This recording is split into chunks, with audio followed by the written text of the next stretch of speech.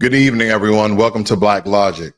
So President Donald Trump has announced plans to reopen and expand the infamous Alcatraz prison to incarcerate America's most dangerous criminals. Now, Alcatraz prison was closed back in 1963. It's currently a national park and a tourist attraction. I've never been either detained or as a tourist attraction, but nonetheless, that's the purpose it's serving today. Trump's directive involves multiple federal agencies, including the Bureau of Prisons and the Department of Justice, to facilitate the reopening of Alcatraz.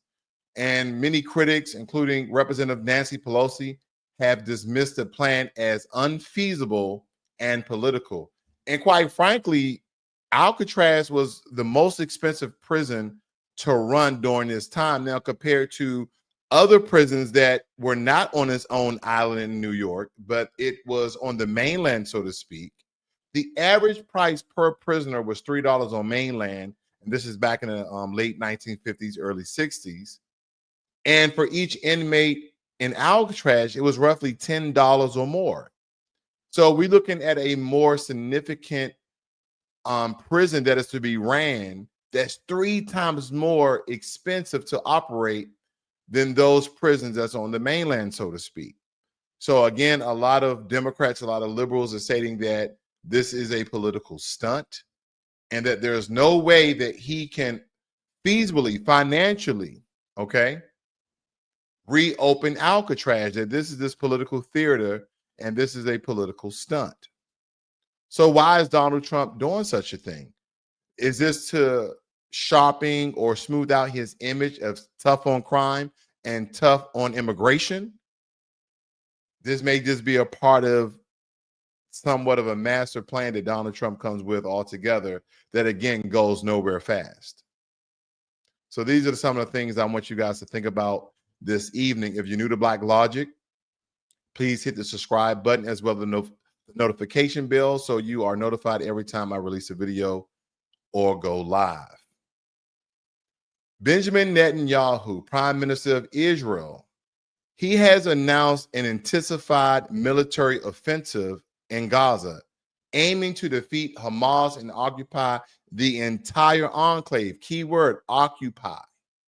This is something that Israel allegedly and purportedly have already been doing in the Gaza Strip and certain parts of Palestine.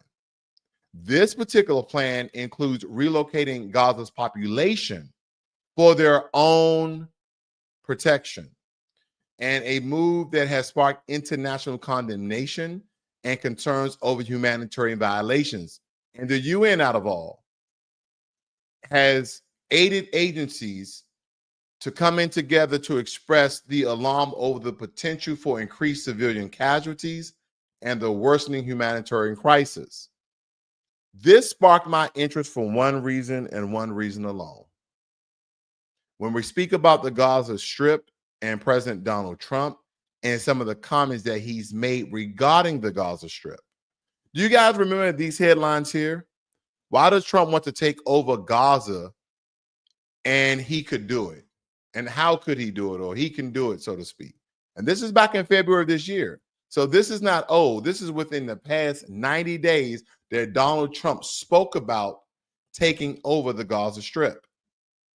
Here's another headline. Trump proposal to take over Gaza will put Americans at risk of prosecution. Now, that goes into another story. But again, these are just different headlines, especially he was talking about taking over the Gaza Strip. And the big question is why? Why would President Trump want to take over the Gaza Strip? Because President Trump has made comments and has alluded to making Gaza Strip beachfront property, stating that they have great horizon, great land to build on. They have an ocean. It would be beautiful beachside property. And of course, another beachside property around the world for mostly Westerners and people who are of Israel. So again, is this another tactic and or strategy that is happening by the way of the Trump administration? Or is this an idea that the Prime Minister of Israel, Benjamin Netanyahu, came up from the idea of Trump? Because again, we're still talking about removing thousands of people who are native to the land to an area they deem suiting, an area they deem suiting and or fit that will provide them protections against the very same people who are going to relocate them, to the very same people who are stating that they're going to occupy the Gaza Strip. I wonder if there's a bigger ploy at hand. Is this about money? Is this about real estate? Is this about all of the above? Is this about control? Have we been getting fed propaganda? And lastly, is America tied to this? Because again, our president just a month or two ago have made very strong remarks about taking over the Gaza Strip. And here we are again with the prime minister stating the very same thing. The Trump administration has introduced a program offering $1,000 to illegal immigrants who voluntarily leave the United States. And the initiative, managed through the CBP Home app, aims to reduce the costs associated with arrests, detentions, and deportations. While the administration touts it as a cost-effective solution, critics argue it may not address the root cause of illegal immigration. And I just believe that this is going to blow up in the federal government's face, because a lot of times, a lot of these people come over here. We don't have them recorded. We don't have their actual names. We don't have any serial numbers or social security numbers, identification numbers that we can link them to. So again, if I'm an illegal immigrant, I'm over here legally, you're going to offer me $1,000 to self-deport. I'm going to do exactly that. But before I do that, I'm going to find someone who can make fake IDs to the best of them. I'm going to have myself create a fake ID, whether it be by the way of Mexico or Central American countries, or someone, because I worked in the United States, even though illegally, some of these guys are still getting IDs. I would then have somebody to create me up, let's say 50 fake IDs with all sorts of different Hispanic, Latino names. And I'm only saying that because the majority of the illegal immigrants in America are from Latin countries, even though I know they come from all countries from around the world, the Caribbean, Africa, Asia, etc., Europe as well. Because potentially, after I paid all my costs of people I need to pay off in order to get these fake IDs, I have the potential of making $50,000. Some people are like, no way, Jose. They're going to have your picture. They're going to have your DNA. They're going to have your thumbprint. They're going to have this, that, and the other. It's possible. It's possible. But believe me, if the U.S. is offering $1,000 for people to self-deport, again, I'm pretty sure they're going to have many safeguards in place so people do not continue to re-enter the U.S. illegally and then self-deport themselves. But there's a scam waiting to happen.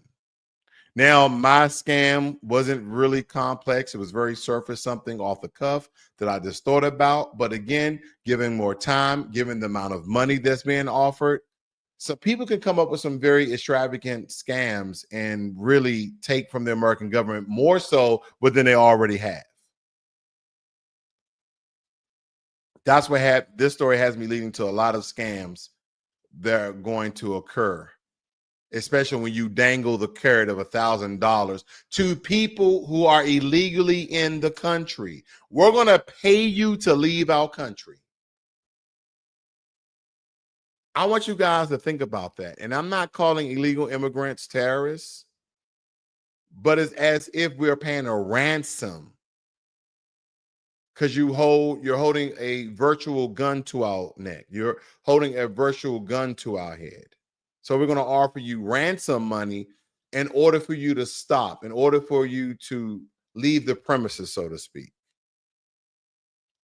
I didn't think that Americans, or America rather, negotiated with terrorists. And again, I'm not calling illegal immigrants terrorists. It's just a metaphor for you guys to think about how we're going about now paying people to leave. Now, $1,000 to the American government is literally a drop in the bucket. But when we refer to 11 million illegal immigrants times 1,000, you do the math. Now, in the response to President Trump's proposed 100% tariff on foreign-made films, the UK government has reaffirmed its support for its film industry. The UK plans to unveil a new industry policy to bolster its creative sectors, emphasizing the importance of international collaboration in filmmaking.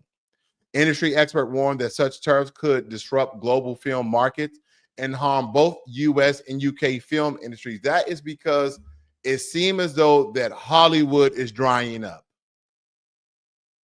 A lot of our grade A lister actors are getting very old. We haven't really seen American actors and actresses in their, late 20s, mid 30s who are really taking the helm of your Tom Cruises, your Denzel Washingtons, your Morgan Freeman. Okay, we have a lot of great talent that are American, but the film industry is drying up, and it's been in the crown has really went to foreign films, Nollywood, Bollywood, UK films by the way of the BBC. All of these foreign conglomerate of filmmakers have tons of movie already listed on Netflix and Prime Video. And even myself, I tend to look at some of these shows. Some of them, the quality is always grade A. Now, some of the acting could be off quite a bit. You have dubbing of English, but a lot of these movies, a lot of these series are grade A. They're pretty good. They're pretty good. But again, as you are combing through your Netflix, your Prime Video, your Hulu, all your different platforms to watch entertainment, I know some of you have come across maybe a British or Nigerian or a Indian film, action film, or even a Korean film. Korean films are doing very well. Look at not Suicide Games. Is it Suicide Games? Squid, or forgot the name of the very popular one. They wore the jumpsuits, but everybody was watching it. That was out of South Korea. So again, a lot of these foreign filmmakers are doing a terrific job, but at the same time, the American film market is tanking. And a lot of you are saying good. A lot of you are saying good, but did you know that President Trump has put a 100% tariff on American movie makers who are creating their movies overseas? Now, again, that's going to really hurt the movie market because a lot of the scenes, you have to go to different countries to get the exact scene that the director, that the production manager wants. They want this particular scene, and everything can't be done green screen. It just start looking like a really cheap film that everything has been rendered with AI and artificial intelligence and virtual this and virtual that. So they like to go to a lot of different places around the world. So again, it's more graphic, it's more grainy, it's more realistic. But Trump has put 100% tariff on the film industry. So again, this could be just another way that the American film market tanks. Bitcoin edges toward $100,000 in the last week. And Semler Scientific, they made a significant investment by acquiring 2,000 Bitcoins. Now, I want you guys to think about that. 2,000 Bitcoins at $100,000. And the move signals growing institutional interest in cryptocurrencies as a hedge against inflation and economic uncertainty. And a lot of, cryptocurrency analysts, they're suggesting that such investment could further drive Bitcoin's value upward, attracting more corporate investors. So with that being said, if you guys have Bitcoin, if you have Ripple, XRP, you guys have Ethereum Classic, if you have any cryptocurrency, altcoin, I'll just hold on to it. Now, of course, the older you get, you might want to start cashing in on some of your assessments so you can live the best life you want to live.